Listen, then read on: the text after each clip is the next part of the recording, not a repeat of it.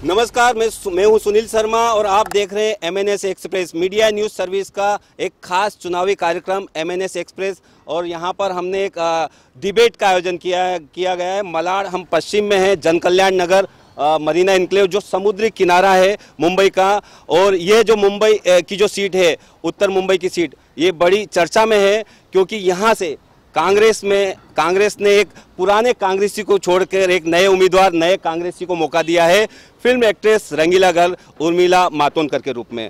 हमारे साथ तमाम पॉलिटिकल पार्टी के लोग और कुछ जनता जो मुंबई में सालों से रहते हैं लेकिन अलग अलग स्टेट, अलग अलग राज्यों से ताल्लुक़ रखते हैं, वो लोग भी मौजूद हैं। उन लोगों से बात करेंगे, यूपी से हैं, राजस्थान से हैं, एमपी से हैं, वहाँ का मिजाज क्या है, वो लोग मुंबई में रह के क्या सोचते हैं देश भर के लिए। और आगे आने वाले लोकसभा तय करेगा कि किस तरह से हमारे देश के प्रधानमंत्री नरेंद्र मोदी को चुनते हैं या महागठबंधन या कांग्रेस और अन्य जो पॉलिटिकल पार्टी है, किस नेता को वो बहुमत देते हैं या खिंचड़ी हुई सरकार बनती है। हम जानेंगे सभी लोगों से। मैं तारुफ कराता हूं, हमारे भारतीय जनता पार्टी के लीडर हैं आर्यू सिंह, उत्तर भारतीय नेता के रूप में जाने जाते हैं। आर्यू सिंह साहब, क्या कहेंगे? आज डिबेट का जो विषय है, चर्चा का विषय तो है उत्तर मुंबई उर्मिला जी की वजह से, लेकिन जो हमारा डिबेट का विषय है कि भाई लोकसभा के चुनाव हो या अन्य चुनाव हो, वो होने चाहिए डेवलपमेंट, विकास के नाम पर, या अन्य जो मुद्दे होते हैं डाइवर्ट किए जाते हैं, दूसरे मुद्दे जाति और धर्म के नाम पे नहीं होना चाहिए, डेवलपमेंट और विकास के नाम से होना चाहिए। बिल्कुल, डेवलपमेंट और विकास के नाम पर ही होना चाहिए।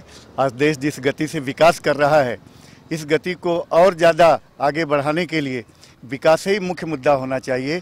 जाति धर्म या चुनाव के लिए नहीं है, वो सिर्फ अपनी अपनी पूजा पद्धति, अपनी जाति हो सकती है, लेकिन जब देश की बात आती है तो विकास ही सबसे बड़ा, सबसे प्राइम मुद्दा होना चाहिए। निश्चित ही विकास मुद्दा होना चाहिए। कांग्रेस के हमारे युवा साथी मौजूद हैं, एडवोकेट विक्रम कपूर, क्या कहेंगे? जो चुनाव होने चाहिए, किस आधार पर होने चाहिए? यकीनन चुनाव विकास के आधार पर होना चाहिए। और आज पूरे देश में राहुल गांधी जी ने जो चुनाव का उनका मैनिफेस्टो है कांग्रेस पार्टी का, उसमें कहा है कि हम विकास की राजनीति करेंगे, किसानों का कर्जा माफ़ करेंगे, हर जो बेसिक जो है हर एक परिवार को 72,000, जिसका 12,000 से कम जिनकी मंथली इनकम है, उनको आप 72,000 पर ईयर देंगे। और साथ में मैं आगे कहना चाहूँगा कि जात पात की राजनीति कभी कांग्रेस ने की नहीं है। कांग्रेस हमेशा बिल्कुल जात पात की राजनीति, ऐसा कहना है, कांग्रेस नहीं की। एक और कांग्रेस युवा मौजूद हैं, मारियो, क्या कहेंगे? बराबर, किस पे होने चाहिए इलेक्शन अगर होने चाहिए तो विकास के लिए होने चाहिए। हमारे राष्ट्रीय अध्यक्ष राहुल गांधी जी, जिसने न्याय जो स्कीम लाई है, जो लोग हैं, गरीब लोग हैं, जिसकी इनकम 12,000 से कम है, वो भी उसको 72,000 rupees per month per year मिलने वाले हैं, और वो भी डायरेक्ट हाउस होल्ड वाइफ के अकाउंट में आने वाले हैं। बिल्कुल ही गरीबी पर जो कांग्रेस आज नहीं, पहले हमारे देश की प्रधानमंत्री इंदिरा गांधी, उन्होंने भी गरीबी का मुद्दा उठाया था, लेकिन गरीबी आज भी कायम है देश पे। एक जो मुद्दा है हमारा देश का, देश भर, ये मुंबई शहर है जो आर्थिक राजधानी कही जाती है हमारे देश की, भारत की, लोकतंत्र का दुनिया का सबसे बड़ा हिस्सा हमारा भारत, वहाँ आज हम खड़े हैं। और इस पर्व में, लोकसभा के इलेक्शन के महापर्व कहा जाता है, हमारे देख सकते हैं हमारे युवा साथी मौजूद हैं जो अलग अलग प्रांतों से मुंबई में यहाँ रहते हैं। उनसे जानेंगे कि क्या मिजाज है, उनकी राज्य की क्या अपडेट है, और मुंबई में किस तरह से एक युवा सोचता है कि किस आधार पर चुनाव होने चाहिए। प्रशांत गुप्ता, क्या कहेंगे आप? मध्य प्रदेश से ताल्लुक़ करते हैं, और क्या कहेंगे ओवरऑल कि भाई किस पे इलेक्शन होने चाहिए? चूँकि ऐसा आपने बोला शुरुआत में कि विकास मुद्दा होना चाहिए, और विकास ही मुद्दा रहा है। अगर मध्य प्रदेश की राजनीति को देखा जाए तो भाजपा का वहाँ बहुत बड़ा मजबूत संगठन है, और सारी जनता भाजपा को चाहती भी है। हालांकि पिछले राज्यसभा चुनाव में भाजपा को थोड़े से मतों के अंतर से हारना पड़ा, लेकिन जनता अभी भी भाजपा के पक्ष में है। और जब से भाजपा मध्य प्रदेश में आई है, तब से उन्होंने विकास की गति को नए आयाम दिए हैं। ये मैं खुद अपनी आंखों से देख चुका हूँ उसको। निश्चित ही एक युवा जो एमपी से ताल्लुक़ रखते हैं और मुंबई में अपना व्यवसाय चलाते हैं, नौकरी करते हैं, उनका ये कहना है कि बीजेपी भले से मध्य प्रदेश विधानसभा में गई है लेकिन उसका लोकसभा में असर दिखेगा। एक राजस्थान से हमारे युवा मौजूद हैं, दुष्यंत शर्मा। दुष्यंत, क्या कहेंगे आप? राजस्थान से ताल्लुक़ करते हैं, वहाँ पे भी कांग्रेस विधानसभा में आई है और इस बार जो वोट है लोकसभा हो विधानसभा में, किस तरह से वोटिंग होनी चाहिए? राजस्थान के बारे में एक कहावत आपने सुनी होगी कि जैसे चुनाव के दौरान मीडिया में भी बताया था कि मोदी तुझसे बैर नहीं, वसुंधरा तेरी खैर नहीं। तो वसुंधरा की खैर तो उन्होंने निकाल ली विधानसभा चुनाव में, लेकिन आप देख सकते हो कि जो अभी माहौल जो राजस्थान में चल रहा है, क्योंकि राजस्थान में पहली बार ऐसा लग रहा है कि लोग वहाँ के एमपी के लिए वोट नहीं कर रहे हैं, वो प्राइम मिनिस्टर के लिए वोट कर रहे हैं और प्राइम मिनिस्टर का चेहरा उनके सामने क्लियर है, प्रधानमंत्री नरेंद्र मोदी जी। बिल्कुल, यहाँ पर हवा देख सकते हैं, प्राइम मिनिस्टर नरेंद्र मोदी। तालियों की गड़गड़ाहट है क्योंकि देश के प्रधानमंत्री भी भारतीय जनता पार्टी के प्रधानमंत्री के उम्मीदवार तो हैं, लेकिन हमारे देश के प्रधानमंत्री अभी तक, जब तक चुनाव के बाद डिक्लेयर नहीं होता, उत्तर प्रदेश सबसे बड़ा प्रदेश आता है हमारे देश में, तय करता है कि कौन होगा देश का प्रधानमंत्री। वहाँ से ताल्लुक़ रखने वाले हमारे पीके श्रीवास्तव मौजूद हैं, लोकल स्थानीय रेसिडेंट्स हैं।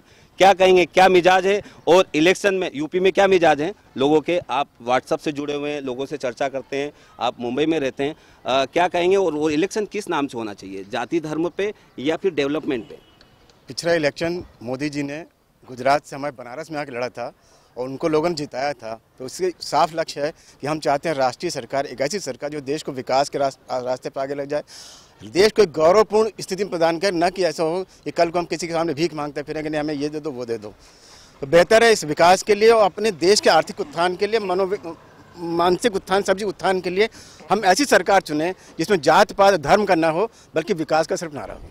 बिल्कुल, जैसा लोगों का कहना है, यहाँ पर तमाम पार्टी के लोग जुड़े हुए हैं और नागरिक भी हैं कि यहाँ पर जो विकास हो और या रोजगार की बात हो उस पर इलेक्शन होने चाहिए, ना कि जाति और धर्म पे होना चाहिए।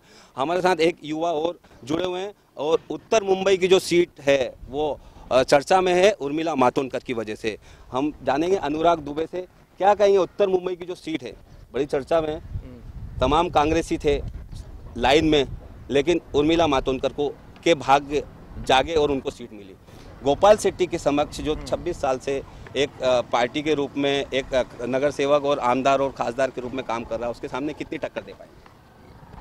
उर्मिला मातोंडकर का जहाँ तक सवाल है, मैं यही कहना चाहूँगा कि वो एक युवा है और वो आज नीड ऑफ द आवर है इस कंट्री के लिए, युवा ही चला सकते हैं इस कंट्री को, तो मेरा समर्थन हमेशा उर्मिला जी के साथ है। बिल्कुल, यहाँ पर बीजेपी के साथ साथ उर्मिला मातोंडकर का भी समर्थन देखा जा सकता है। हमारे साथ कुछ युवा कांग्रेस के मौजूद हैं, क्या कहेंगे उर्मिला के रूप में, क्या देखते हैं आप? यकीनन आप जैसे देखते हो कि राजनीति में यह पहली बार नहीं है कि किसी फिल्म स्टार को टिकट दिया गया है।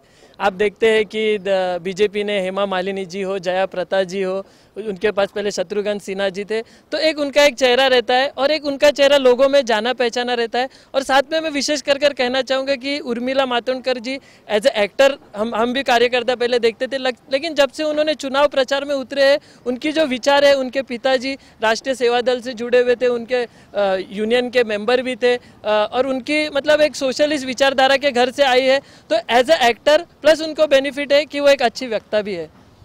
निश्चित ही उर्मिला की तारीफ हो रही है, कांग्रेसी हैं तो स्वाभाविक है तारीफ करेंगे, भारतीय जनता पार्टी के नेता हैं और भारतीय जनता पार्टी के ऐसे मजबूत कैंडिडेट बीजेपी ने फिर से रिपीट किया है गोपाल शेट्टी के रूप में, जो नगर सेवक से लेके आमदार और खासदार सांसद के रूप में उन्होंने रोल अदा किया, लोगों से संपर्क रखा। आइए हम जानते हैं आर्यू सिंह से कि गोपाल शेट्टी के रूप में जो देखते हैं आप, किस तरह से अभी तक की आपका जनसंपर्क हुआ, गोपाल जी का संपर्क हुआ और आपका जनसंपर्क कहाँ तक पहुँचे आप? देखिए, गोपाल शेट्टी जी ने जो आपने पहला मुद्दा उठाया था विकास, और पिछले 5 वर्षों में कोई भी क्षेत्र उत्तर मुंबई का नहीं है जहां गोपाल शेट्टी ने विकास न किया हो। उनकी सारी निधि यहां खर्च किया उन्होंने। इसके अलावा फेम नाम की एक पत्रिका जो राष्ट्रीय स्तर की है, उसने गोपाल शेट्टी और 543 जो सांसद हैं उसमें से हर क्षेत्र के लोगों का सर्वे किया और उसमें पाया कि देश में संसद में 100% कोई हाजिर रहता है वो गोपाल शेट्टी। पब्लिक के लिए सबसे ज़्यादा उपलब्धता गोपाल शेट्टी, अपने जो निधि का सबसे ज़्यादा उपयोग करने वाले गोपाल शेट्टी। इस तरह से गोपाल शेट्टी ने हर जाति और धर्म के लिए विकास किया है। मैं आपको दो उदाहरण सिर्फ देता हूं कि कांग्रेस हमेशा जितने अल्पसंख्यक वर्ग के लोग हैं उनको भड़काकर वोट लेती रही है, 70 सालों से लेती रही है। लेकिन यहाँ के शिया मुसलमानों के लिए एक शिया मुस्लिम मरता था तो उसको जाना पड़ता था सैंडर्स रोड और मझगांव, कोई कब्रिस्तान इस 70 किलोमीटर में नहीं था।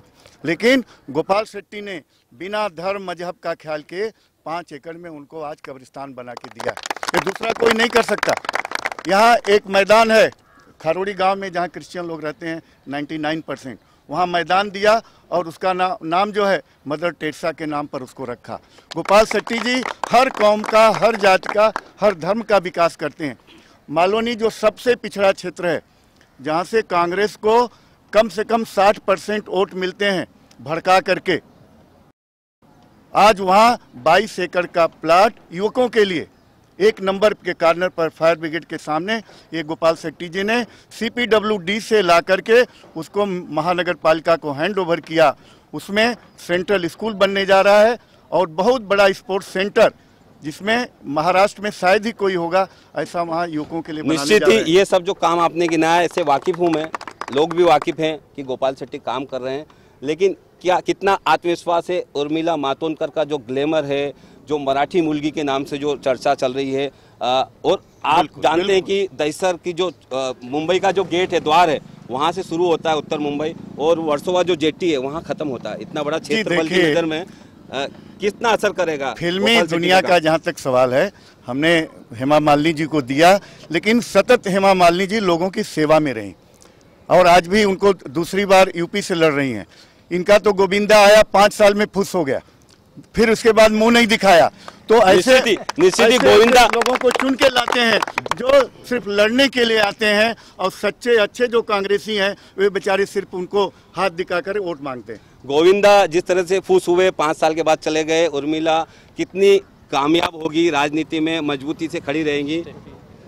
यकीनन कहा जाता है कि देखो हर बार तो मतलब आप बोलो कि किसी का उदाहरण दो, हेमा मालिनी जी तो हेलीकॉप्टर से फसल काटने आती है, जैसे हमने टीवी पे अभी देख रहे हैं। तो ऐसी कोई बात नहीं है, चुनावी मुद्दे है, चुनावी राजनीति है, वो अपना जो उनका जो है जो मैसेज है उनका लोगों तक, क्योंकि आज देश में जो एक वातावरण चल रहा है, जो हेट्रेड का जो वातावरण चल रहा है, उसके खिलाफ वो खुलकर बोल रही है। और उनको अगर चाह रहता था तो उर्मिला जी को वो जो सत्ता में पार्टी है उनके साथ जाकर उनके कहा से चुनाव लड़ते, लेकिन उन्होंने कहा कि हमें अभी संघर्ष करना है और कांग्रेस के संघर्ष में वो कहा कि हम आपके साथ में रहेंगे। और उन्होंने कहा कि मैं चुनाव जीतूं या चुनाव में जो भी निर्णय आए मैं कांग्रेस पार्टी का साथ हमेशा दूंगी। और उन्होंने जब पहले ही प्रेस कॉन्फ्रेंस ली थी राहुल गांधी के साथ, तो उनका ये विक्रम कपूर एडवोकेट हैं, आप युवा कांग्रेसी हैं, क्या कहेंगे आप? उत्तर मुंबई को भली भांति क्षेत्रफल के हिसाब से देखते हैं। हाँ। यहाँ पर जो विधायक हैं मैक्सिमम शिवसेना और बीजेपी के, और शिवसेना बीजेपी की युति है।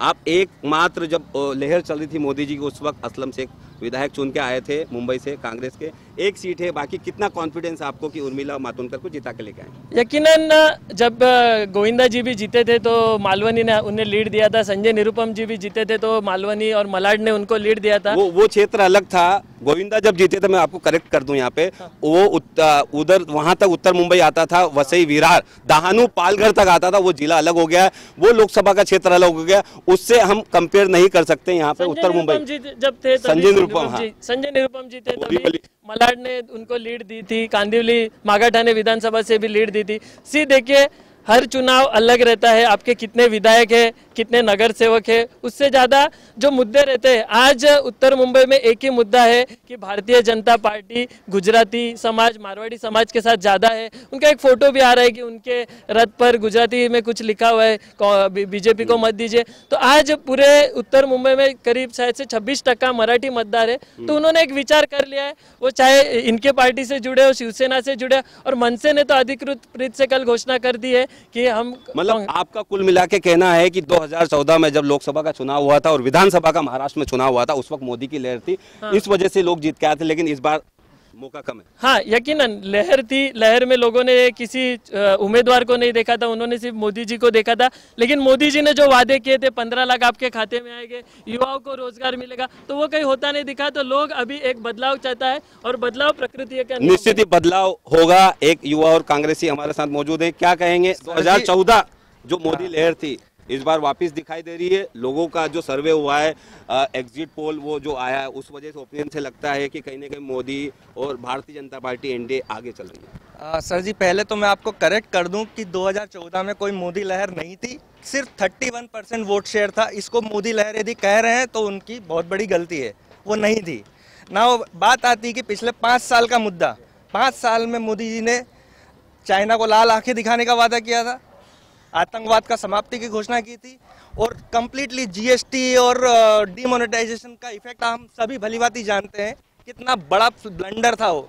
क्या आप यही विकास चाहते हैं, इस तरह का विकास चाहते हैं यहाँ पे? और ये लोकल पॉलिटिक्स की तो हम बात कर ही रहे हैं, लेकिन ये जो इलेक्शन होता है मेंबर ऑफ पार्लियामेंट का, ये इलेक्शन देश के लिए होता है। लोकल इश्यूज तो हमारे क्षेत्रीय नेता निश्चित ही लोकसभा का जो इलेक्शन होता है वो निश्चित ही राष्ट्रीय स्तर पे होता है, देश के लिए होता है। निश्चित ही आप कुछ भी कहें, लेकिन कुछ जनता के हमारे जो जिन राज्यों से कनेक्ट करते हैं मुंबई कर, वो मौजूद हैं। क्या सवाल होंगे इन लोगों से जो आप सवाल करना चाहेंगे? भारतीय जनता पार्टी के नेता मौजूद हैं यहाँ पर, कांग्रेस के मौजूद हैं। मेरा दोनों पार्टियों के नेताओं से सवाल है, लेकिन पहला सवाल मेरा कांग्रेस पार्टी के कार्यकर्ताओं से है। इस देश की आबादी 130 करोड़ है।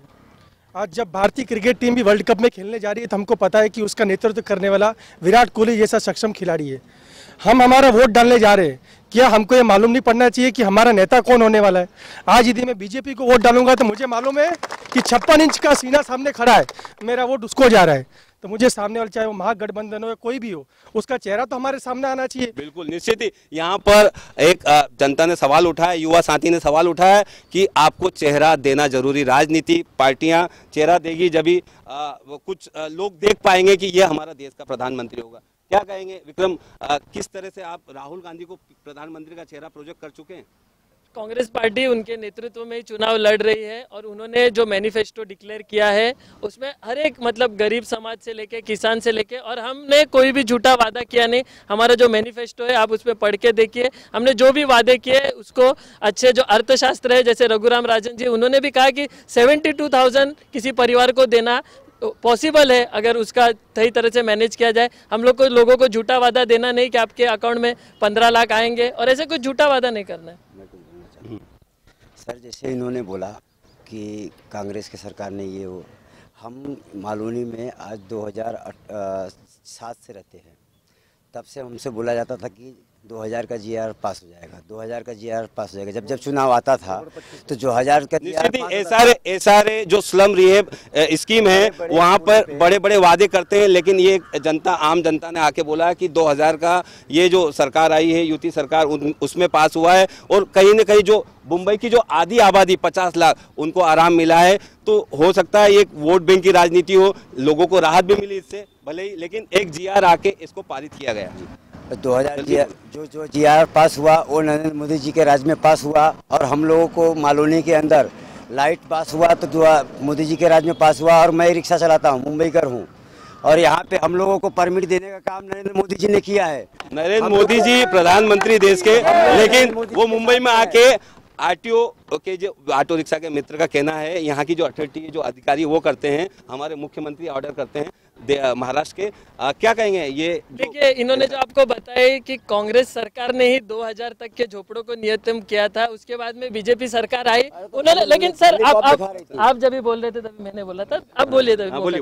तो 2011 का उन्होंने जीआर लाया, लेकिन आज आपको मैं एक साधारण उदाहरण देने चाहता हूँ कि हमारे रोड कटिंग के जो लोग हैं, खारोड़ी से जब आते हैं आप लगता है उनको जो ट्रैफिक लगती है, इन्होंने कहा कि 2000 तक के लोग, 11 तक के लोगों को हम घर देंगे, पहले माले वाले को घर देंगे। लेकिन आज जो लोग मतलब जो हमारे स्थानिक जो मूल रहवासी ईस्ट इंडियन समाज के लोग, उनको घर मिलने में तकलीफ हो रही है और कई घटनाएं आ रही है। साथ में इन्होंने कहा कि परमिट की बात, तो कहाँ इनके नेता थे जब लोग इनको उत्तर भारतीय लोगों को परेशान कर रहे थे, तो हमारे उस समय के खासदार संजय निरुपम जी और हमदार असलम शेख जी वहाँ पर आरटीओ में गए थे और लोग इन पे जो वहाँ पर इनको लोगों को परमिट लेने दिया जा रहा था, इनको मराठी में जब सवाल पूछे जा रहे थे तो वो भी वहाँ पर गए कि ये भी लोग उत्तर भारतीय लोग भी मुंबई में कितने सालों से रहते हैं और उनको भी परमिट मिलना चाहिए, तो उसके लोग खड़े रहे। बिल्कुल उत्तर भारतीय का मसला हो या फिर जो गाउटन की अपर माला जो बना के बैठे हैं, गांव के पुराने लोग हैं, स्लम में डबर माला है, तो वो भी लोग जानना चाहते हैं, उन लोगों को भी घर का अधिकार मिले, खुद का घर मिले।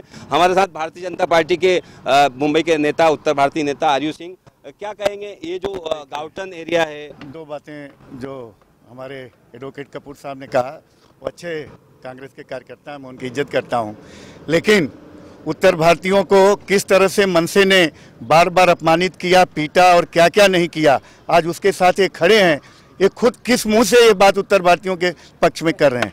और 1 लाख रुपया 1 लाख परमिट देने का काम श्री नरेंद्र मोदी और देवेंद्र फडणवीस जी की सरकार रिक्शा वालों को किया है। आज हर गली में रिक्शा मिलेगा, ट्रांसपोर्टर की समस्या हल हो जाती है। इसलिए यह कहना, और दूसरी बात, यह जो उनका मैनिफेस्टो है, इस देश का जीडीपी है 300 लाख करोड़ का, उसका 6% इन्होंने बोला है एजुकेशन पर खर्च करते हैं। 6% होता है कितना, 18 लाख करोड़, और 3.5 लाख करोड़ इनका है 72,000 वाला, कितना होता है 21.5 लाख करोड़। इस देश का बजट ही 22 लाख करोड़ का है, तो 21.5 लाख सिर्फ 2 चीजों पर खर्च करेंगे, ये देश कैसे चलेगा? बिल्कुल, ही जो आंकड़े बताए गए मैनिफेस्टो में कहीं से कहीं मैच नहीं हो रहे, इनका कहना है। हमारे साथ मौजूद हैं प्रमोद। मैं ये कहना चाहता हूँ कि कांग्रेस को 22 लोग कम पड़ रहे थे, अभी 23वां मन से लिया, अभी आगे क्या करने वाले मालूम नहीं। हम सिर्फ बीजेपी और शिवसेना इनको देश का प्रगति करेंगे, सबका साथ विकास, सबका साथ सबका विकास हम लेके चलेंगे और सबका विकास करेंगे। नहीं, कोली समाज से आपको जरूरत होगी, गाउटन एरिया है, कोली जूहू कोलीवाड़ा हो, मारवे हो, अक्सा हो, वहाँ पे जो 1+ FSI का जो भुजबल साहब ने उस वक्त किया था, उसके बाद से कुछ नहीं हुआ। आपको वो तो जरूरत होगी, उसके बारे में आप बताइए, क्या आपने फॉलो किया, क्या करेंगे देवेंद्र फडणवीस? फिलहाल अभी ये सीमांकन का इश्यू, कोस्टल रोड और ये सीमांकन का, गाउटन का सीमांकन का चल रहा था पूरा, अभी सीमांकन का पूरा सर्वे हो गया। अभी सब कोली संतुष्ट है कि अभी पूरा जो भी कोलीवाड़े के आसपास बाहर जगह है वो उनके अंडर रहेगी, वो उन लोग, उनका हॉस्पिटल, उनका स्कूल, उनका प्लेग्राउंड, वो सब करेंगे। यही मोदी जी का विचार है कि सबको लेके, जो मूल गाउटन के लोग हैं उनको लेके, अभी हम लोग इसलिए मोदी जी से जुड़े कि उन्होंने हमारा बहुत सारा इशू सॉल्व किया है। आश्वासन दिया आपको, FSI बढ़ के मिलेगा, आपका डेवलपमेंट होगा। हाँ, 14 फुट का हाइट का भी GR आ गया है, अभी इससे भी 2nd फ्लोर का भी हो जाएगा। ये जो अपर फ्लोर का लाफ्ट वाला इशूज है वो भी हो जाएगा और गाउटन का जो FSI है वो भी बढ़ेगा, ऐसा आश्वासन कोली समाज जो गाउटन एरिया सालों से जो रहता है उनके साथ मौजूद हैं। हमारे साथ एक वरिष्ठ सीनियर सिटीजन मौजूद हैं, उनसे जानेंगे क्या कहेंगे इस बार बार जो 15 लाख का मुद्दा उठाया जाता है, कभी उन लोगों को कायदे से पढ़े सुनने, तो उन्होंने कहा था अगर ये सारा विदेश से काला धन वापस आ जाए तो हर किसी को 15 लाख मिल जाएगा। नहीं आया है, तो आप लोग ले गए, तो नहीं आया, सही बात है। तो आप ये तो देखो, 1 मिनट आप छोड़ो। निश्चित ही काले धन का मुद्दा आया है, तो मैं एकदम स्पष्ट करना चाहूंगा सबको कि मोदी जी ने इसी रेफरेंस में कहा था, जब भारतीय जनता पार्टी के उम्मीदवार घोषित हुए थे, जब उन्होंने यही कहा था कि विदेशों में जो काला धन है हमारे भारतीयों का, वो यदि आ जाता है तो लोगों के अकाउंट में 15 लाख आ सकता है। ऐसा ये नहीं बोला था मैं दे दूंगा, या मेरा मैनिफेस्टो तो था नहीं निश्चित ही, लेकिन कोली आगरी समाज जो यहाँ का मूलवासी है, यहाँ का भूमिपुत्र कहा जाता है, उसका कोली समाज का जो मत्स्य मंत्रालय है वो कृषि मंत्रालय से अलग करके अलग मत्स्य मंत्रालय श्री मोदी जी ने बनाया है। आज उसका अलग से बजट होगा। दूसरी बात, इस मठ में 25 करोड़ रुपए लगा करके वहां से ले करके कृषि मंत्रालय से उस समय 25 करोड़ का नई जेट्टी बनने जा रही है और उसका आकलन 100 करोड़ रुपए का गोपाल शेट्टी जी बनाने जा रहे हैं। इसलिए मोदी जी और गोपाल शेट्टी, देवेंद्र फडणवीस, ये यहाँ के भूमिपुत्रों के विकास के लिए एकदम से सन्नद्ध हैं। और निश्चित ही कोली समाज भूमिपुत्र है और उनके लिए जो मत्स्य मंत्रालय अलग से बनाया गया, सरकार में बना, ये तारीफ काबिल है। यकीनन उन्होंने कहा कि कोली समाज, मैं भी मानता हूँ गोपाल शेट्टी जी ने कोली समाज के लिए काम की शुरुआत की है, यकीनन अच्छी बात है। लेकिन मैं इनको बताना चाहता हूँ कि हमारे जो मलाड पश्चिम विधानसभा के आमदार है, उन्होंने बार बार जो सीमांकन का विषय है, पूरे मुंबई उपनगर में 29 कोलीवाड़े हैं, जिसमें सिर्फ 14 कोलीवाड़ों को सीमांकन किया गया, बाकी 15 कोलीवाड़ों पे इनकी जो रेवेन्यू डिपार्टमेंट है, चंद्रकांत दादा पाटिल जिसके मंत्री है, उन्होंने अभी तक कोई स्पष्टीकरण दिया नहीं है। उन्होंने जो मंत्रालय में हमारे आमदार असलम शेख जी ने विषय उठाया था कि अगर न्याय हो रहा है तो सबके साथ न्याय होना चाहिए, सिर्फ 14 कोलीवाड़ों का नहीं, टोटल 29 कोलीवाड़ों का होना चाहिए। निश्चित ही 29 कोलीवाड़ा जो मुंबई के भूमिपुत्र उनका होना चाहिए। क्या कहेंगे इस पे, क्या फॉलो चल रहा है? हो रहा है, सबका सीमांकन होगा और उनके विकास के लिए FSI बढ़ा करके 3 किया है। और दूसरा जो मारवे रोड का है, मैं बता दूं असलम शेख ने बिल्डिंग बनाकर सारी FSI वापर लिया, फिर भी OC ले लिया, लेकिन अपने सामने की जगह खड़ी वो छोड़ नहीं रहा है। और जो मारवे रोड के खारोड़ी के भूमिपुत्र हैं, सारे के सारे हमारे क्रिश्चियन समाज के हैं, सिर्फ 6 लोगों का घर जो पहले महले पर रह गया है वो हमने तोड़ने नहीं दिया है। कमिश्नर ने कहा कि आचार संहिता खत्म होने के बाद उनको भी हम घर देंगे। उनको मुख्यमंत्री देवेंद्र फडणवीस जी ने आश्वासन दिया है और आप देखेंगे कि आने वाले समय में पूरा मारवे रोड चौड़ा होगा और उस समय असलम शेख अगर वो जगह नहीं छोड़ेंगे, कैसे छुड़ा के लेना भारतीय जनता पार्टी। निश्चित ही जो विकास के काम गिनाए जा रहे हैं वो इनका कहना है कि वो जो विकास जब होता है, रोड का हो या किसी इंफ्रास्ट्रक्चर का, उसमें आम आदमी हो या भूमिपुत्र हो या कोई जनप्रतिनिधि हो, उसको जगह छोड़ना है तो छोड़ना है, ऐसा कोर्ट का फरमान है। तो लोगों को इसमें सहयोग करना चाहिए। क्या कहेंगे आप जहाँ खड़े हैं, ये 90 फीट रोड है, DP में प्रपोज रोड है, ये मारवे रोड को कनेक्ट करेगा, ये स्थानीय इशू है, हम बात नहीं करें, लेकिन आज खड़े हैं इस रोड पे तो इसका भी हक बनता है कि हम इस मुद्दे पे बात करें। ये चारकोप को कनेक्ट करेगी, इस पे क्या आगे प्रावधान? ये देखिए, ये आगे जाकर के मारवे रोड इधर चारकोप तो कनेक्ट करेगा और बहुत जल्दी ये DP का रोड है, इसलिए DP देख करके जो भी रास्ते में किसी का घर होगा, मकान होगा, उसको हम 4 गुना कंपनसेशन देते हैं और वह कंपनसेशन दे करके इसको मारवे रोड से और इस चारकोप से जोड़ेंगे और बहुत जल्दी करेंगे, इलेक्शन के बाद करेंगे। निश्चित ही डेवलपमेंट और विकास की बातें हो रही है। लास्ट मैं लाइन से यहाँ से शुरू करूँगा कि कौन बनेगा प्रधानमंत्री, राहुल गांधी? नहीं, एक मुझे उत्तर में एक नाम चाहिए, राहुल गांधी, नरेंद्र मोदी, या जो भी आप नाम बोलना चाहें। यहाँ से शुरू करूँगा, एक आदमी शुरू कर दूंगा। आप देख सकते हैं पहले से घोषणा हो रही है, तो ये मेरा टाइम बच गया, इसमें सबने अनाउंस। नरेंद्र मोदी, ठीक है, नरेंद्र मोदी, राहुल गांधी, राहुल गांधी, राहुल गांधी, राहुल गांधी, राहुल गांधी, राहुल गांधी, राहुल गांधी, राहुल गांधी, बोले ये मोदी युवा मौजूद है, यहाँ के स्टूडेंट है। नरेंद्र मोदी। निश्चित ही जो देश के प्रधानमंत्री के लिए आवाज उठ रही है, मोदी आगे बढ़ रहे हैं, यहाँ पे भी बढ़ रहे हैं और ओपिनियन पोल आ रहे हैं, उनमें भी है। आप बताइए, देश के प्रधानमंत्री तो नरेंद्र मोदी बनेंगे, लेकिन एक मेरा सिंपल सा है, एक थोड़ी सिंपल सी बोलना है, नहीं बनेंगे, आप ये बताइए। देश के प्रधानमंत्री किसको पसंद करते? 56 इंच का सीना नरेंद्र मोदी। वाह, 56 इंच का सीना। सर अभी आप पक्ष में देखें, विपक्ष में देखें, सारे इंडिया में देखें, केवल एक ही प्रधानमंत्री पद पे उम्मीदवार घोषित हुए हैं, वो मोदी जी, तो डेफिनेटली मोदी जी हैं। बिल्कुल, कंट्री के पास ऑप्शन नहीं है, मोदी कंट्री के पास ऑप्शन नहीं है मोदी के अलावा, ऐसा लोगों का कहना है, ऐसा कहना। 2004 को मत भूलिए, 2004 में भी यही चल रहा था, इंडिया शाइनिंग, वो फिर से रिपीट हो सकता है। 2004 में देख सकते हैं कंक्लूजन है, लोगों का ये मानना है, लेकिन विकास और डेवलपमेंट के नाम से इलेक्शन होना चाहिए और सभी लोगों ने यहाँ पर स्वीकार किया कि जो इलेक्शन हो, लोकसभा हो, विधानसभा हो, उसमें विकास के नाम से वोट होना चाहिए। और देश के नाम से एक ही नाम आ रहा है, नरेंद्र मोदी। राहुल गांधी भी कहीं ना कहीं टक्कर दे रहे हैं, लोग खड़े हैं, लोग समर्थन कर रहे हैं, उर्मिला मातोंडकर को भी और गोपाल शेट्टी को भी। अब देखते हैं 29 अप्रैल को मुंबई में, उत्तर मुंबई में और पूरी मुंबई में, महाराष्ट्र में कौन किसको वोट देता है, जनता किस तरह करवट लेता है, ये तो आने वाला वक्त बताएगा। जब तक देखते रहिए MNS एक्सप्रेस सुनील शर्मा के साथ, कैमरामैन विनोद राजपूत के साथ मैं Sunil Sharma, MNS media news service, Mumbai.